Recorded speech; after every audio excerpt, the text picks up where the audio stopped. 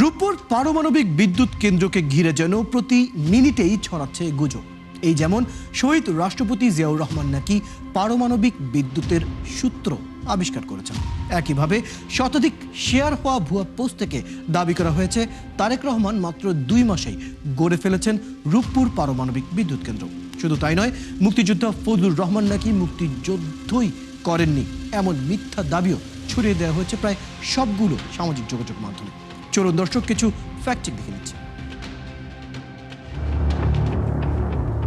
রূপপুর পারমাণবিক বিদ্যুৎ কেন্দ্র ইস্যুতে সালাউদ্দিন আহমেদ নাকি বলেছেন জিয়াউর রহমান পারমাণবিক বিদ্যুতের সূত্র আবিষ্কার করেছেন। এমন দাবিতে আরটিভির লোগো সম্বলিত একটি ফটোকার্ড সামাজিক যোগাযোগ মাধ্যমে ছড়িয়ে পড়ে। দাবিটি মুহূর্তেই ভাইরাল হলে শুরু হয় চরম বিভ্রান্তি। কিন্তু রিউমার স্ক্যানার টিমের অনুসন্ধানে দেখা যায় আরটিভি এমন কোনো ফটোকার্ড প্রকাশ করেনি। সালাউদ্দিন আহমেদও এমন কোনো মন্তব্য করেননি। তার ভিন্ন একটি মন্তব্যের ফটোকার্ডকে সম্পাদনা করে নতুন শিরোনাম বসিয়ে বিভ্রান্তিকর এই দাবিটি ছড়ানো হয়েছে। একইভাবে ইকবাল হাসান মাহমুদ টুকু নাকি বলেছেন মাত্র 2 মাসে তারেক রহমান রূপপুর পারমাণবিক বিদ্যুৎ কেন্দ্র তৈরি করেছেন। এমন দাবিতে একাধিক ফেসবুক পোস্টকে ঘিরে তৈরি হয় তীব্র সমালোচনা। 10,000-এর বেশি মানুষ জানায় প্রতিক্রিয়াও। কিন্তু যাচাই করে দেখা যায় এই দাবিটিও সম্পূর্ণ ভিত্তিহীন ও বানোয়াট। তিনি এমন কোনো মন্তব্যই করেননি। দাবিটির পক্ষে কোনো নির্ভরযোগ্য তথ্য প্রমাণও নেই।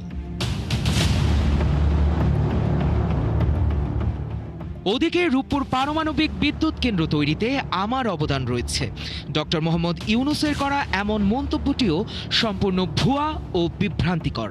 ডক্টর মোহাম্মদ ইউনূস এমন কোনো মন্তব্য করেননি।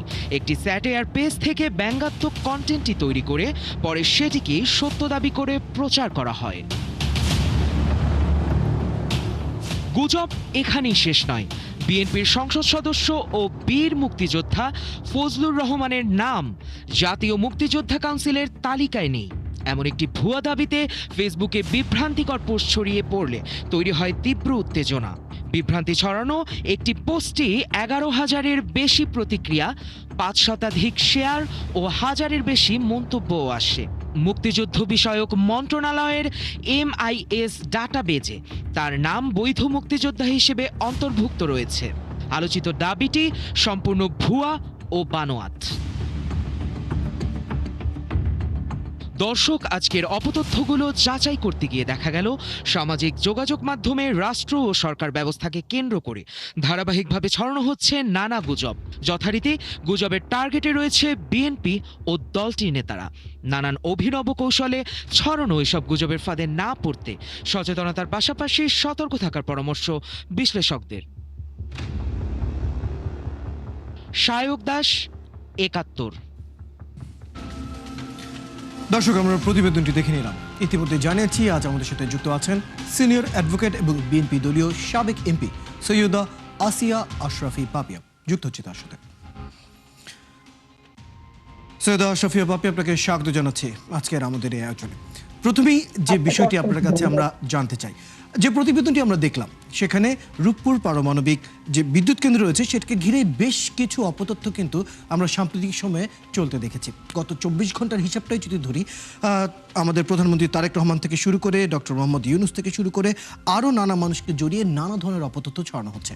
যখন যে বিষয়টি সামনে উঠে আসে সেটিকে ঘিরেই নানা ধরনের অপতথ্য সেই সময় আমরা সবচেয়ে বেশি ছড়াতে দেখি। এই বিষয়টি নিয়ে প্রথমত আপনার মতামত জানতে চাই এবং জানতে চাই এই বিষয় নিয়ে আইন কি বলে। আপনার দেখা যাবে না, আপনার ফেস দেখতে পাচ্ছি না। এখন অপতথ্যের ব্যাপারটা হচ্ছে কি, এটা মানুষের কুমনোবৃত্তির একটা পরিচয় এবং রাজনৈতিকভাবে বিএনপিকে বিপর্যস্ত করার জন্য এবং রাজনৈতিকভাবে রাজনৈতিক বলবো না, রাজনৈতিক তো কলাকৌশল থাকেই, মানে রাজনীতির পর্দার অন্তরালে বিএনপিকে অপপ্রচার চালিয়ে কিভাবে ঘায়াল করা যায়, মানুষের ভিতরে বিভ্রান্তির সৃষ্টি করা যায়, এটা একটা কূটকৌশল এবং অপচেষ্টা, তারই বহিঃপ্রকাশ দীর্ঘদিন যাবত আমরা দেখছি। তো এখন তো তথ্য প্রযুক্তির যুগ, মিডিয়াতে আপনারা দেখতে পাচ্ছেন। আর আমরা যখন ছাত্র ছিলাম, মানে 86, 87, 88 দিকে, তখন তথ্য প্রযুক্তির যুগে এত অগ্রগতি ছিল না। তখনও আমরা দেখেছি একটা বিশেষ সংগঠন আর তারা হচ্ছে ওই আমরা যখন ঘুমায় পড়তাম রাত 1টা 2টার দিকে তারা বের হতো, ছোট্ট ছোট্ট চিরকুট, এই অপপ্রচার সমন্বিত চিরকুট তারা হোস্টেলের দরজার ভিতর দিয়ে রুমে ঢুকাই দিত। এবং আমরা ঘুম থেকে উঠে যখন দরজা খুলতাম দেখতে একটা কাগজ চোখে পড়তো, কাগজটা তুলে দেখতাম যে সব গুজব। এবং 91-এ যখন বিএনপি ক্ষমতায় ছিল তখন এরশাদ বিরোধী আন্দোলন, এই সময় এরকম দেখেছি।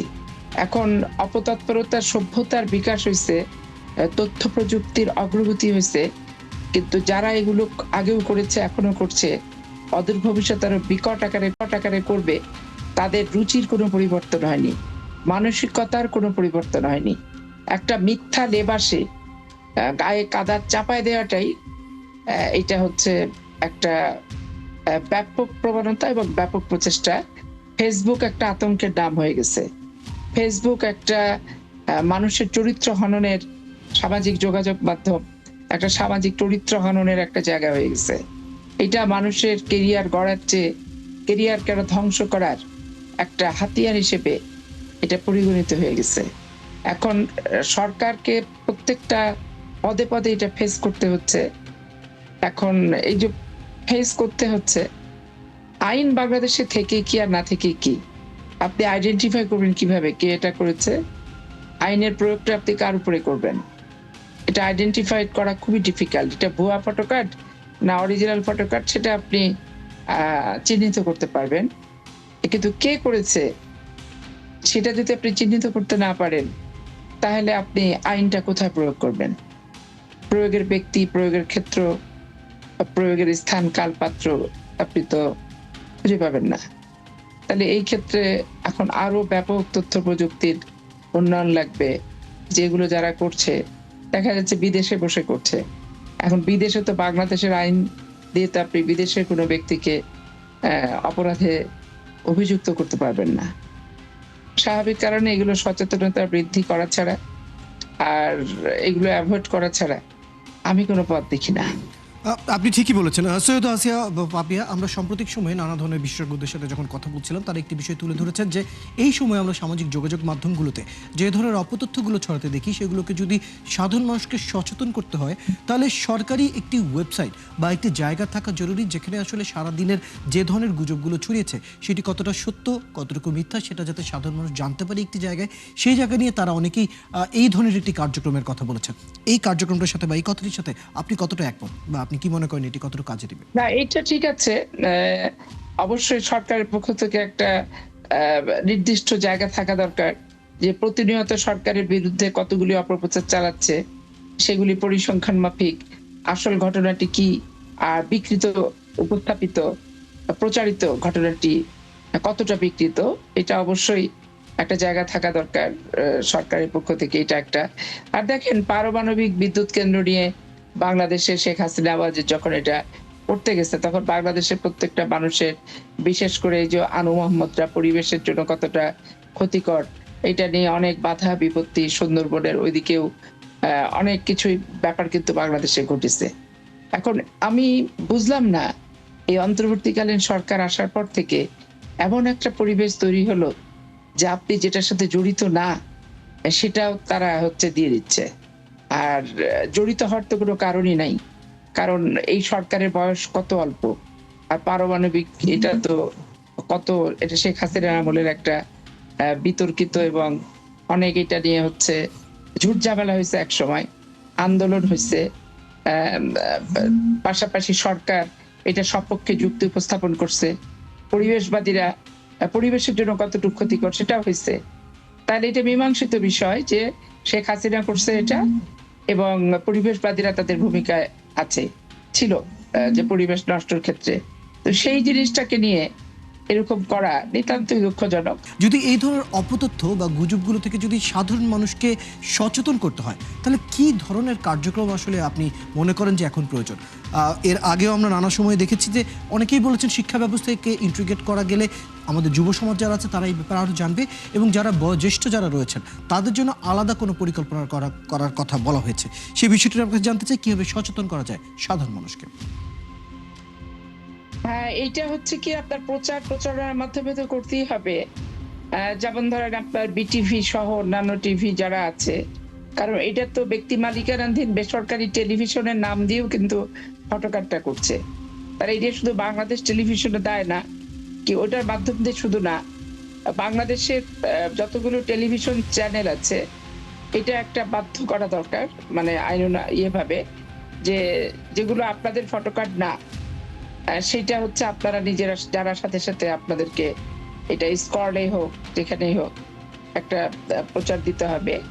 আর নর্মালি একটা অ্যাডের মাধ্যমে একটা প্রচার থাকতে পারে সব রেডিও টেলিভিশন চ্যানেলগুলোতে, যে সমাজে ব্যাপকভাবে বৃদ্ধি পেয়েছে এই ফটোকার্ড অপপ্রচার কিংবা তথ্যকে বিকৃত করে উপস্থাপন অপপ্রচার।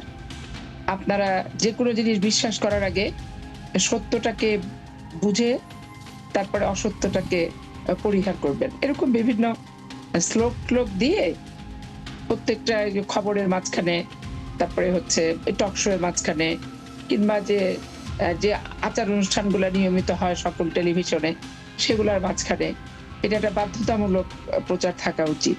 তাহলে সবাই অন্তত পক্ষে নিরাপদ থাকবে এবং সবারই মানে ইউজ করতে পারলো না, টেলিভিশন গুলোর নাম দিয়ে ইউজ করতে পারলো না, এবং ব্যক্তিকেও হেয় করার ক্ষেত্রে টেলিভিশনের নামগুলো আর পড়ে আসার সাহসটা পেল না। আপনি ঠিকই বলেছেন।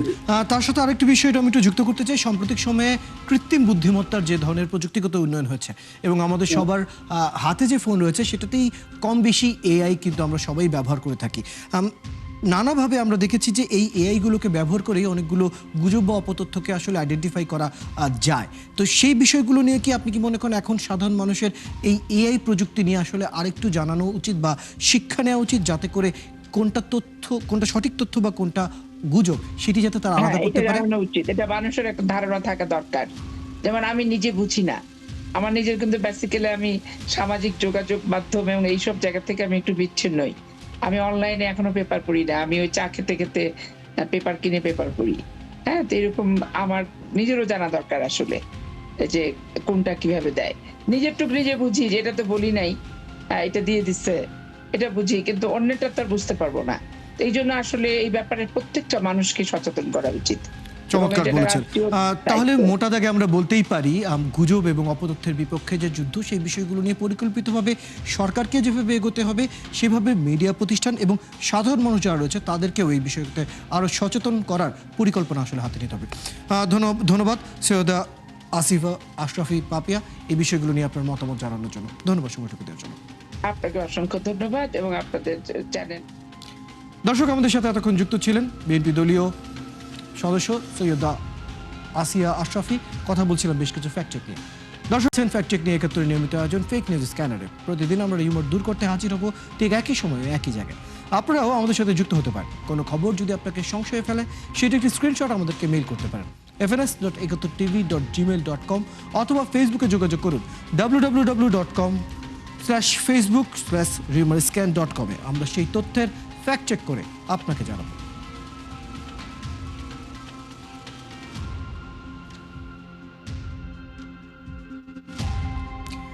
চটকদার শিরোনাম দেখে ক্লিক করবেন না। বিশ্বাস আর প্রতিক্রিয়া জানানোর আগে ফ্যাক্ট চেক করুন আর থাকুন 71 সাথে।